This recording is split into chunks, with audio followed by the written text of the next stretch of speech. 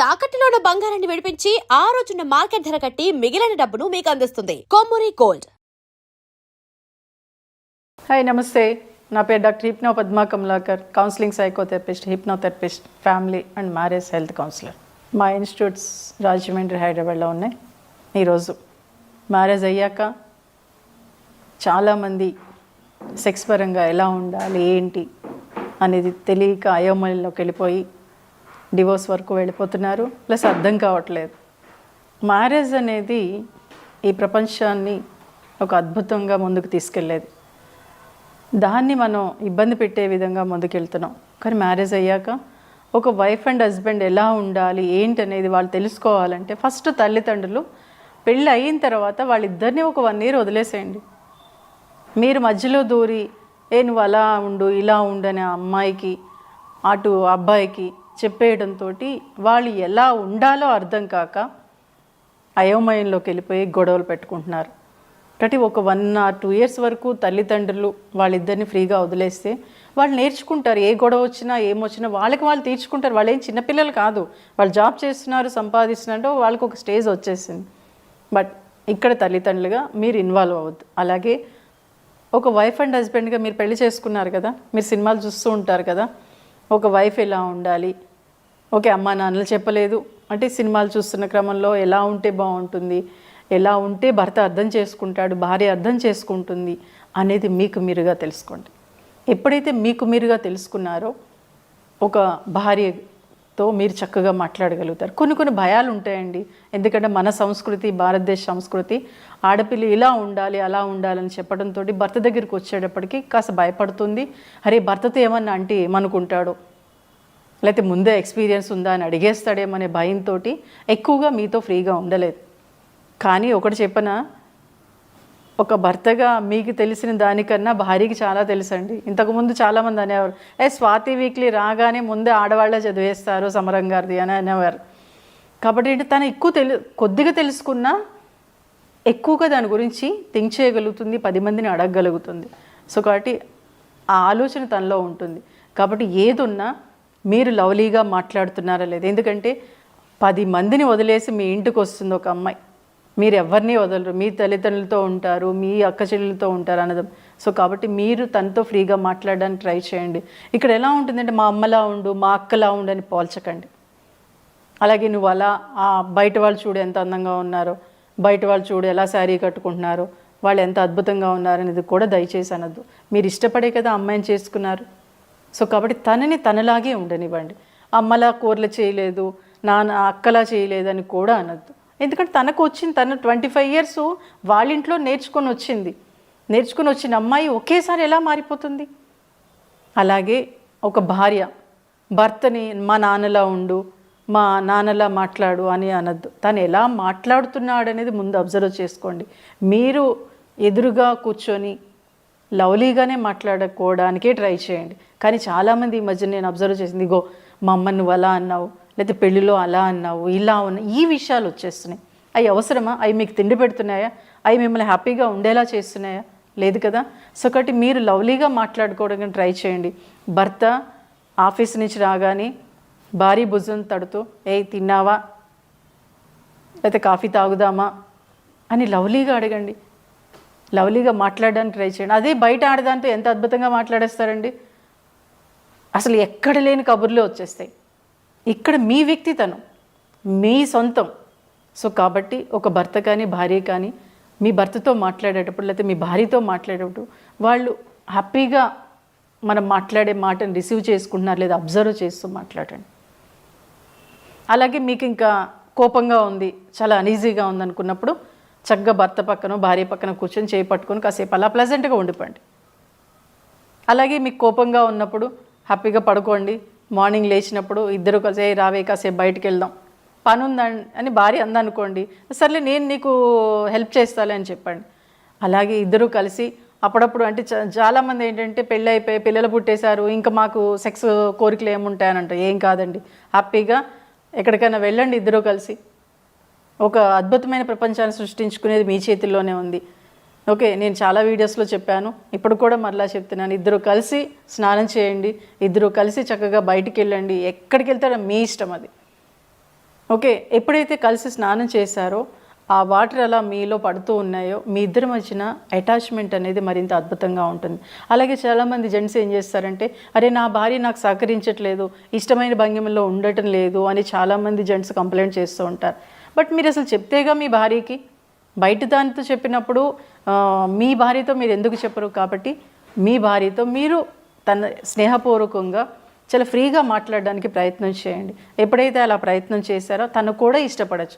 అంటే కొన్ని భంగిమలు భార్య ఇష్టపడకపోవచ్చు, అప్పుడు మీరు స్మూత్గా సున్నితంగా చెప్తే తను కూడా యాక్సెప్ట్ చేస్తుంది. అలాగే ఏంటంటే ఎప్పుడూ కూడా ఎలా ఉంటుందంటే, పూర్వం పెళ్ళయిన తర్వాత హనీమూన్కి అని చెప్పేసి ఇప్పుడు కూడా ఎక్కడెక్కడో ఊటీ కొడైకెనాల్ ఏదో మంచి మంచి ప్లేసులకి లేకపోతే యూఎస్ఓ ఇలా పంపించేస్తుంటారు. అది కాదు. చక్కగా గుళ్ళకు వెళ్ళండి, పురాతనమైన గుళ్ళకు వెళ్ళండి. ఒక వైఫ్ అండ్ హస్బెండ్ ఎలా ఉండాలో భంగిములతో సహా గుళ్ళ చుట్టూ అవి చిక్కు ఉంటాయి. ఎప్పుడైతే ఆ గుడులకు వెళ్ళారో ఒక భార్యాభర్త అవి చూస్తూ ఉంటారో వాళ్ళ కోరికలు అనేవి పెరుగుతూ ఉంటాయి. ఎప్పుడైతే కోరికలు పెరిగాయో అప్పుడు వీళ్ళిద్దరు అటాచ్మెంట్ మరింత అద్భుతంగా ఉంటుంది. ఎందుకంటే ఈ ప్రపంచంలో అన్నిటికన్నా చక్కటి టానిక్ ఏంటంటే వైఫ్ అండ్ హస్బెండ్ రిలేషన్లో సెక్సే. దాన్ని మనం మర్చిపోతున్నాం. ఇప్పుడు ఈ మధ్య నేను పెళ్ళైన వాళ్ళు కూడా 3 monthsకో 4 monthsకో లేదా 6 monthsకో కలుస్తున్నారు. అది కాదు. పెళ్ళైన కొత్తలో చక్కగా రోజు కలుస్తూ ఉంటేనే మీ ఇద్దరి మధ్యన అటాచ్మెంట్ మరింత బాగా పెరుగుతుంది. అలాగే తర్వాత క్రమంలో అరే ఇప్పుడు ఒకరోజు కలిసినా హ్యాపీగా ఉండాలంటే మీరు మాట్లాడుకునే విధానం, మీ కమ్యూనికేషన్ ఎంత లవ్లీగా ఉంటే మీ లైఫ్ కూడా అంత లవ్లీహుడ్గా ఉంటుంది. సో కాబట్టి మీరు చేసే ప్రతి పనిలోనూ తన భార్యని మీద ఎప్పుడు లేదా భర్త మీద ఎప్పుడూ కంప్లైంట్స్ కాదండి. కంప్లైంట్స్ 2 ఉంటే మంచి 8 ఉంటాయి. ఆ 8ని మీరు మర్చిపోతున్నారు. సో వాటిని బయటకు తీయండి. మీరు ఇష్టపడే కదా పెళ్లి చేసుకున్నట్టే తనలో ఎన్నో మంచి విషయాలు ఉండబట్టే కదా మీరు మీ భర్తని కానీ మీ భార్యని కానీ మీరు చేసుకున్నారు. అంటే ఆ మంచిని మీరు ఎప్పుడైతే అప్పుడప్పుడు నువ్వు ఆ రోజు భలే ఉన్నావే, ఆ రోజు చాలా బాగున్నావు, ఆ శారీలో చాలా బాగున్నావు, లేకపోతే అక్కడికి వెళ్ళినప్పుడు ఎంతో బాగున్నావు, అలా భర్తని పొగడండి, భార్యని పొగడండి. ఎప్పుడైతే చిన్న ఆ మాట, ఆ చిన్న టచ్లు మిమ్మల్ని మరింత హ్యాపీగా ఉండేలా చేస్తాయి. అలాగే ఏంటంటే పడక గదిలోకి వెళ్ళినప్పుడు బయట సమస్యలన్నీ వదిలేసేయండి. ఎప్పుడైతే చాలామంది మగాడు కానీ ఆడది కానీ ఇంట్లోకి లోపలికి చక్కగా పడుకుందామని వెళ్ళేటప్పటికి ఆ రోజు ఇలా ఉన్నాం, ఈరోజు ఇలా చేసావు, లేకపోతే దీనికి ఇది కావాలి అని బెడ్రూమ్లో మొదలు పెడతారు. ఆ ఎట్టి పసులు చేయదు. చక్కగా లవ్లీగా మాట్లాడుకోండి, సరదాగా మాట్లాడలేదు. సినిమాలో మంచి సీన్ ఏమైనా మీకు నచ్చిందంటే అప్పుడు కాసేపు మాట్లాడుకోండి. అలా మాట్లాడుకుంటూనే మీరు మీ పనిలోకి వెళ్ళినప్పుడు హ్యాపీగా లైఫ్ని ఎంజాయ్ చేయగలుగుతారు. బట్ ఎప్పుడూ కూడా ఎలా ఉంటుందంటే సమస్యలని ఎప్పుడు వస్తూ ఉంటే భార్యాభర్తల మధ్యన కూడా సమస్యలు వస్తాయి. బట్ సమస్యలు వచ్చినప్పుడు ఎప్పుడు కూడా భార్య అంటే చాలామంది భార్యలు ఏం చేస్తూ ఉంటారంటే కొంతమంది ఏంటంటే భర్తకి దూరంగా ఉంటారు, లేదా పుట్టింటికి వెళ్ళిపోతూ ఉంటారు.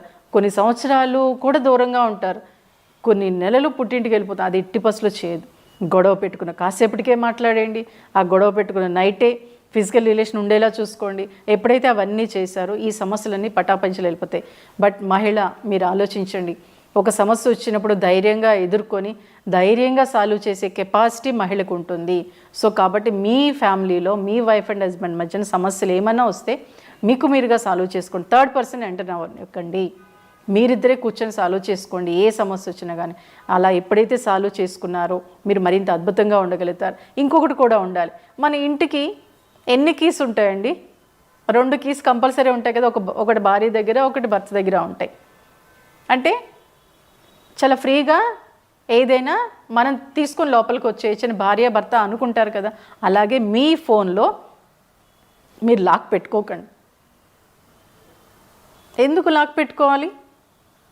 భార్య అయినా సరే భర్త ఫోన్ తీసేలా ఉండాలి, భార్య ఫోన్ భర్త తీసేలా ఉండాలి, భర్త ఫోన్ భార్య తీసేలా ఉండాలి.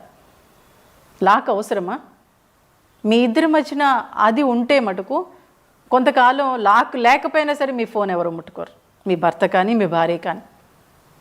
మీ ఇద్దరి మధ్యన రహస్యాలు ఏముంటాయి చెప్పండి? ఓకే, ఎప్పుడోదో ఉందని ఇప్పుడు కూడా ఉండాల్సిన అవసరం లేదు కదా. ఏదైనా ఉన్నా చక్కగా మాట్లాడుకోండి.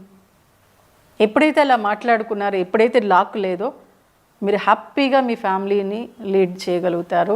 అలాగే భార్యాభర్తల మధ్యన కొన్ని విషయాల్లో ఏది బాగుంటుంది, ఏది మంచిగా ఉంటుంది, ఏది చెడుగా ఉంటుందని మీకే బాగా తెలుసు. దాన్ని అద్భుతంగా ముందుకు తీసుకెళ్ళాలి. ఎందుకంటే శ్రీకృష్ణుడు అంతటి వాడే భార్య ఒకసారి వచ్చి అదే ఫంక్షన్కి వెళ్ళాలి అంటే, నాదా ఇన్ని చీరలో ఏ చీర కట్టుకోను అని అంటుంది. అప్పుడు ఏం చేస్తాడంటే ఒక చీర తీసి ఇస్తాడు. పాపం ఎంతో హ్యాపీగా వెళ్ళిపోతుంది రుక్మిణి. వెళ్ళిపోయిన తర్వాత నారదుడు అడుగుతాడు, ఏంటి స్వామి ఆ చీర తీసిచ్చారంటే, అది వాళ్ళ నాన్న పెట్టిన చీర అని శ్రీకృష్ణుడు అంతటి వాడే చెప్పాడు. అంటే వాళ్ళ నాన్న పెట్టిన చీర ఇస్తే ఎంత హ్యాపీగా తను ఫీల్ అవుతుంది. అలాగే మీరు కూడా అప్పుడప్పుడే మీ నాన్న చాలా చక్కగా మాట్లాడతాడే, మీ అమ్మ చాలా ఇదిగా ఉంటుంది, మీ తమ్ముడు ఇలా చిన్న చిన్నవి ఒక చిన్న మాట మీరు ఎప్పుడైతే మాట్లాడారో మిమ్మల్ని నెత్తి మీద పెట్టుకొని చూసుకుంటుంది భార్య. సో కాబట్టి ఫిజికల్ రిలేషన్కి ఎప్పుడు దూరంగా ఉండదు భార్యాభర్తలు. అలాగే మీ కమ్యూనికేషన్ సరిగ్గా ఉండేలా చూసుకోండి. మీ టచ్ కూడా అప్పుడప్పుడు చిన్న చిన్న లవ్లీ మాటలు మాట్లాడుకోండి. ఎందుకంటే మీరు భార్యాభర్తలు, బయట వాళ్ళు కాదు. మీరు మాట్లాడుకు ఇంకెవరు మాట్లాడతారు? మీ భార్యతో మీరు బాగా మాట్లాడండి, మీ భర్తతో మీరు బాగా మాట్లాడండి. అప్పుడప్పుడు చిన్న చిన్న చిలిపి కోరికలు. ఎందుకంటే కిచెన్లో భార్య ఉన్నప్పుడు వెనక నుంచి భార్యని వాటేసుకుంటేనంటే చాలా హ్యాపీ ఫీల్ అవుతుందంట. మీరందరూ చేస్తారు. మీ భార్యాభర్తలు హ్యాపీగా ఉంటారని ఆశిస్తూ థ్యాంక్ యూ.